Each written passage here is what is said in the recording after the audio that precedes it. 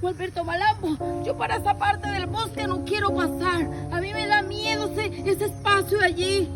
Oye, Esther, ¿y miedo por qué? Si tú estás conmigo, Malambo, ¿no te das cuenta que en esa parte del bosque, mira, ahí eso se está incendiando? Además, no hay pasto, eso está seco, Gualberto Malambo. No estoy viendo nada, oye, Esther.